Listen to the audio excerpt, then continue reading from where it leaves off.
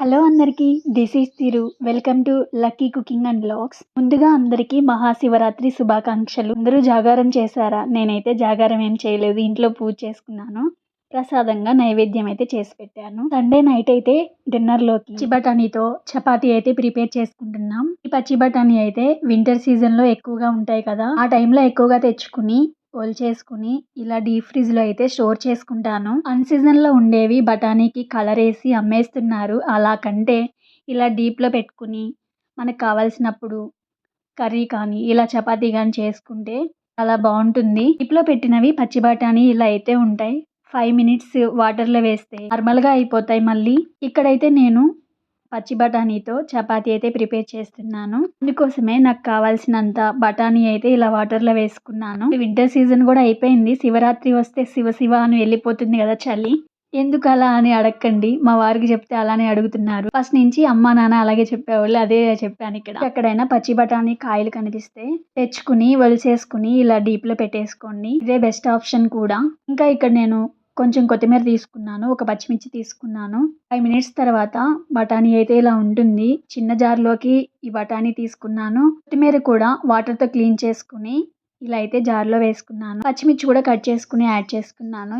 వీటన్నిటిని మెత్తగా గ్రైండ్ చేసుకోవాలి. ఒక బౌల్లో 2 కప్స్ గోధుమ పిండి అయితే తీసుకున్నాను. ఇందులోకి టేస్ట్కి తగ్గట్టు సాల్ట్, కారం కొంచెం యాడ్ చేశాను. ఇంకా జీరా పౌడర్. ఈ జీరా పౌడర్ కూడా ఇంట్లోనే ప్రిపేర్ చేసుకున్నాను. వేయించి ఇలా పొడి చేసుకుంటే చాలా డేస్ వస్తుంది, ఫ్రెష్గా కూడా ఉంటుంది.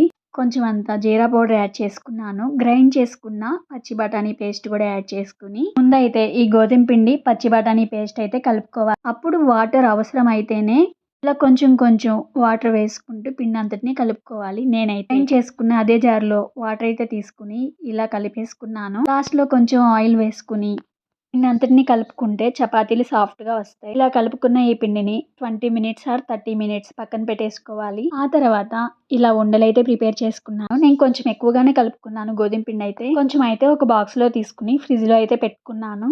ఇలా అన్ని ఉండల్లా చేసుకుని కొంచెం కొంచెం పొడి పిండి వేసుకుంటూ చపాతీలు అయితే ఒత్తేసుకోవాలి. ఎక్కువగా చపాతీలు నేను చిన్నగానే చేస్తాను. ప్యాన్ పై వేసి కాల్చుతున్నప్పుడు చివర్లు కూడా చక్కగా కాలుతాయి. అందుకే చిన్నవే చేస్తాను ఎక్కువగా. ఆ ఉండలన్నిటిని ఇలా అయితే ఒత్తేసుకున్నాను. ఇప్పుడైతే స్టవ్ ఆన్ చేసుకుని ప్యాన్ పెట్టేసుకుని కొంచెం ఆయిల్తో సీజనింగ్ అయితే చేసేసుకున్నాను. 1 బై 1 చపాతీలు అయితే రెడీ చేసేసుకున్నాను. ఆయిల్తోనే కాల్చుకుంటాను. కొంచెం అన్న ఆయిల్ వేయాల్సిందే నాకు, లేకపోతే అస్సలు తినలేను. ఇలా చేసుకున్న ఈ చపాతీలోకి కర్రీ ఏం అవసరం లేదు, కావాలంటే కర్రీ చేసుకోవచ్చు. నేనైతే పెరుగులో ఉల్లిపాయలు, క్యారెట్ తురిమి వేసుకున్నాను. ఇంకా జీరా పౌడర్ కూడా ఇలా జీరా పౌడర్ వేసుకుంటే చాలా బాగుంటుంది. క్యారెట్ ఎక్కువగా వేసాను, అందుకే పెరుగు ఆ కలర్లో ఉంది. ఈ గ్రీన్ కలర్లో ఉన్న ఈ చపాతీ ఆ పెరుగుతో నంచుకుని తింటే చాలా బాగుంది.